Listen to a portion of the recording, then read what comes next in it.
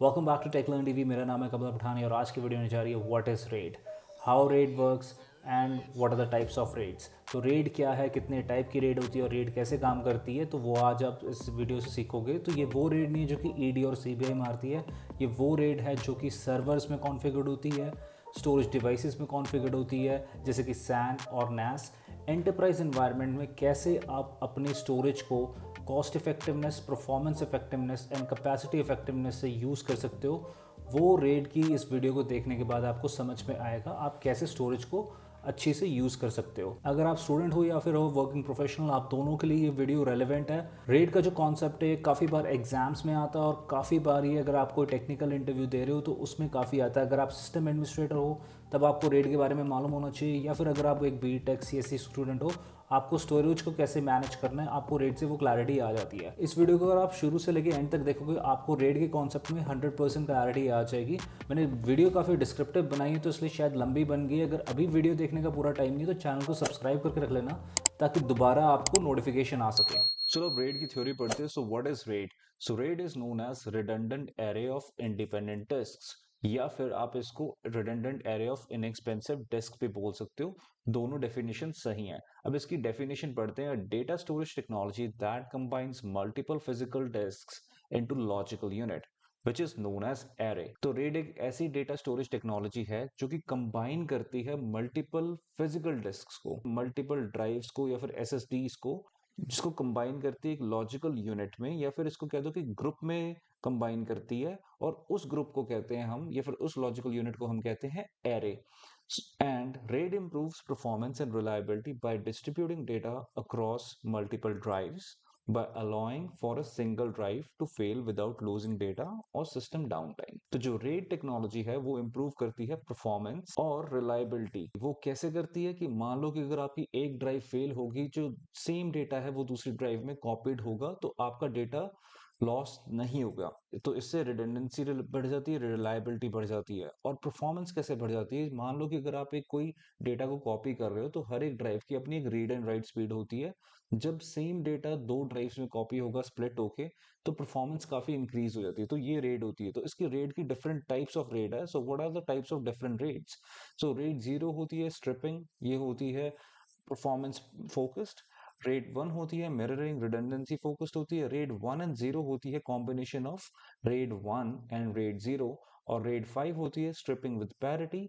Rate six होती है striping with double parity. अब मैं इन पांचों रेट टाइप्स को आपको एक्सप्लेन करके बताता हूँ। सबसे पहले चलते हैं रेट जीरो पे। स्ट्रिपिंग परफॉर्मेंस फोकस्ड होती है और इसमें एटलीस्ट आपको दो ड्राइव्स चाहिए होती है। तो रेट जीरो क्या करती है, डेटा को स्प्लिट करती है ब्लॉक्स में और डिस्ट्रीब्यूट कर देती है ड्राइव्स में या फिर डिस्क्स में।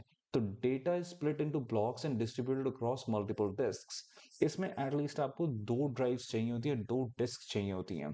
अब इसके बेनिफिट्स क्या हैं? कि बेनिफिट होता है कि परफॉर्मेंस फोकस्ड होती है और हाई स्पीड अवेलेबिलिटी होती है इसमें, और स्टोरेज कैपेसिटी इसमें इंक्रीज हो जाती है। तो ये तीन बेनिफिट्स कैसे होते हैं मैं आपको डायग्राम में समझाता हूँ। डायग्राम की तरफ देखना। तो डायग्राम देखना, लेफ्ट हैंड साइड पे हमारे पास है डिस्क जीरो और लेफ्ट राइट हैंड साइड पे हमारे पास है डिस्क वन। अब ये जो A1 है, A2 है, A3 है, A4 है, मान लीजिए कि ये एक मूवी का नाम है A, ठीक है।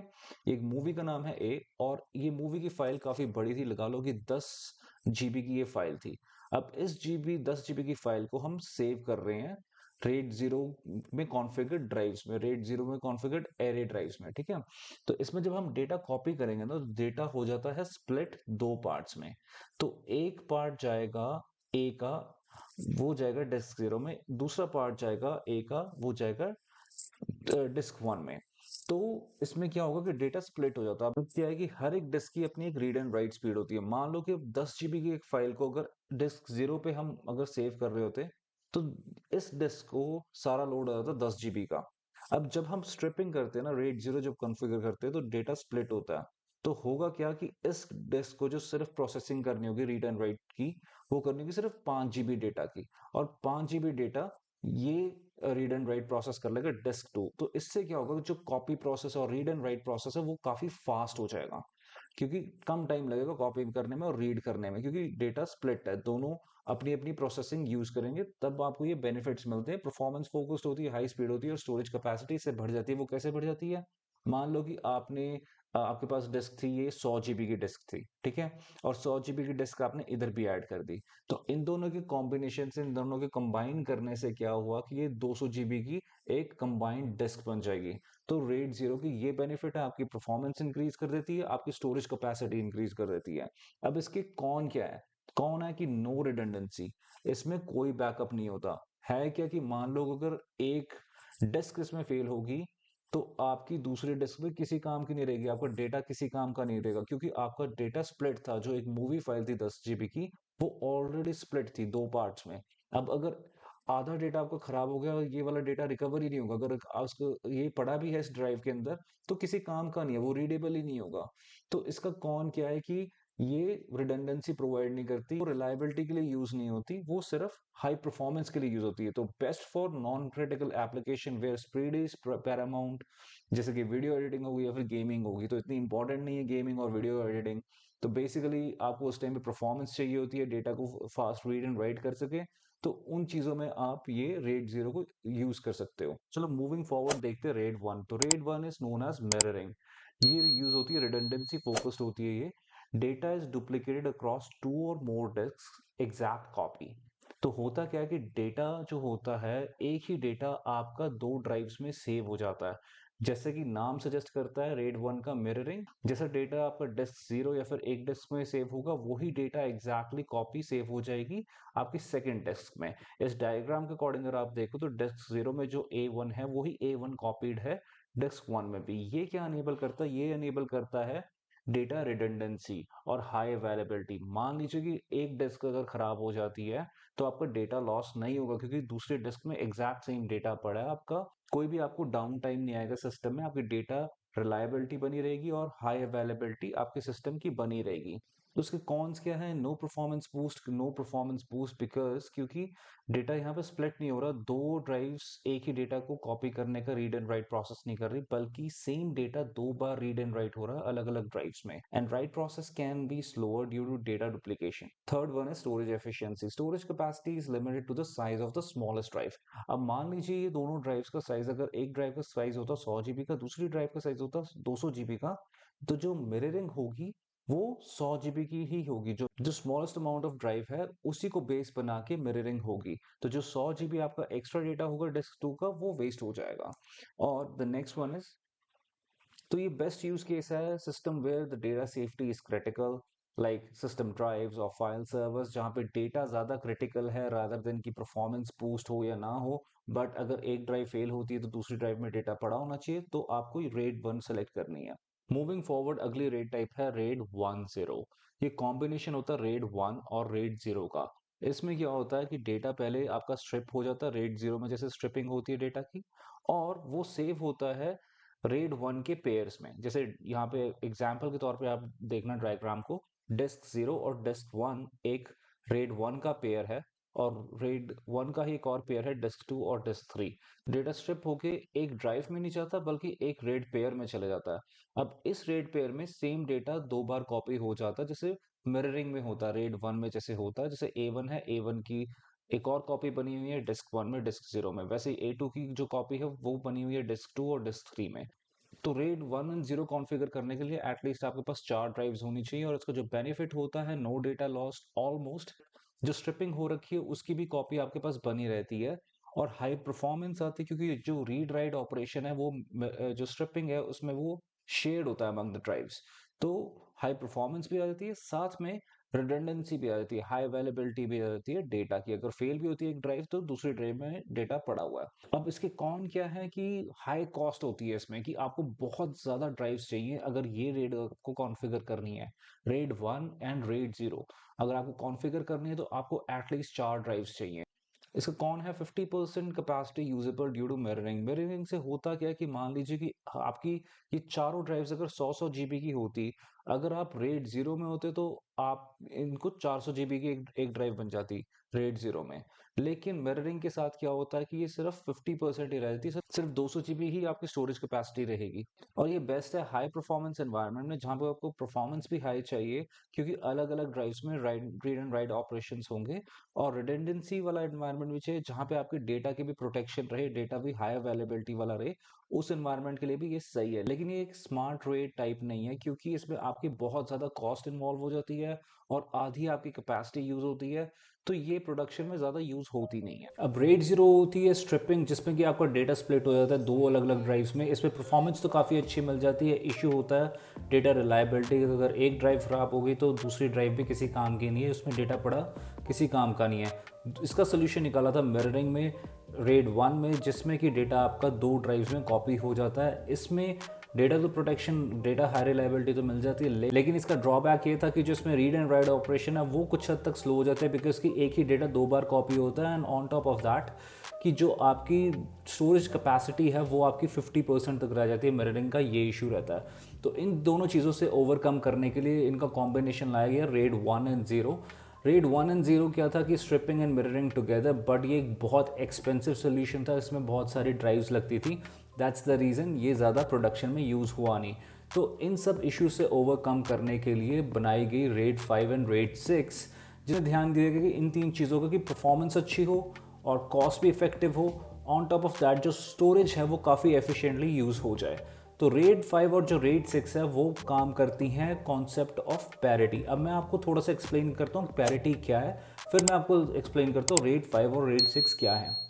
So what is parity in RAID? Parity refers to a form of error checking and redundancy used to ensure data integrity and to enable recovery in event of disk failure. Parity is a method of storing data in a way that allows it to be reconstructed if a drive in a RAID array fails. Parity एक ऐसा error checking mechanism है RAID 5 और red 6 के अंदर, जिसमें क्या है कि अगर कोई एक डिस्क फेल हो जाती है, पैरिटी डेटा इस वे में स्टोर करके रखता है कि वो उसको रिकंस्ट्रक्ट कर देता है। जब आप एक न्यू ड्राइव लगाओगे उस रेड एरे के अंदर, उस रेड की ड्राइव्स के ग्रुप्स के अंदर, तो जो डेटा लॉस हुआ होगा उसको वो रिकवर कर देता है। एक सिंपल भाषा में आप ऐसे समझो पैरिटी को। Parity is typically used in RAID 5 and RAID 6 to provide fault tolerance without duplicating the entire data set as done in red 1। जैसे कि रेड 1 में पूरी एक ड्राइव हमको कॉपी करके रखनी पड़ती थी कि अगर ड्राइव 1 फेल हो जाए तो ड्राइव 2 के अंदर डेटा हमारे पास पड़ा है, वैसा हमको रेड 5 और 6 में करके रखने की जरूरत नहीं है। हमारे को आइडेंटिकल पूरी एक ड्राइव को मिरर करने की जरूरत नहीं है। पैरिटी जो है, जो डेटा आपका लॉस हुआ है किसी एक डिस्क में से, उसको रिकवर कर देगी। Parity allows data to be reconstructed using a mathematical operation, often XOR, exclusive OR। तो इसके फॉर्मूले में जो मैथमेटिकल फॉर्मूला जो यूज करती है पैरिटी डेटा को रिकंस्ट्रक्ट करने में, डेटा को फिर से वैसे रिस्टोर करने में, मैं उस फॉर्मूला के अंदर नहीं जाऊंगा, बस एक बेसिक आइडिया लेके रखो। पैरिटी जो है is a kind of a mechanism, एक ऐसा मैकेनिज्म है रेड 5 और रेड 6 के अंदर जो कि हेल्प करती है अगर आपका डेटा लॉस होता है, कोई ड्राइव फेल होती है, उसको डेटा रिकवरी में पैरिटी अपनी कैलकुलेशन करती है, मैथमेटिकल ऑपरेशन रन करती है, जिससे कि आपका डेटा रिकंस्ट्रक्ट हो जाता है, रीस्टोर हो जाता है। तो अब चलते हैं रेड 5 और रेड 6 को समझते हैं क्या है। जो नेक्स्ट रेड है वो है RAID 5। Striping with parity, balance of performance and redundancy. ये सबसे ज्यादा प्रोडक्शन में यूज होती है। डेटा इसमें स्ट्रिप हो जाता है, जैसे आपका रेड 0 में डेटा स्ट्रिप होता है, वैसे ही इसमें भी आपका डेटा स्ट्रिप हो जाता है। मान लीजिए कि एक 10 GB की मूवी थी जिसका नाम था ए। तो ए जो मूवी है वो स्ट्रिप होके तीन ड्राइव्स में सेव होके है, डिस्क 0 में, डिस्क 1 में और डिस्क 2 में। A1, A2, A3 ये तीन पार्ट्स में सेव होगी ये 10 GB की एक फाइल मान लीजिए। और जो चौथी डिस्क है आपकी डिस्क 3, उसमें एक ही पैरिटी सेव्ड है। तो पैरिटी एरर चेकिंग मैकेनिज्म है, अगर मान लीजिए कि एक डिस्क फेलियर होती है तो पैरिटी बिट जो है वो इस डेटा को रिकवर करवा देगी जब हम न्यू ड्राइव ऐड करेंगे। अब मैं आपको एक्सप्लेन करता हूँ। मान लीजिए कि डिस्क 1, मान लो कि ये फेल हो जाती है, खराब हो गई डिस्क 1।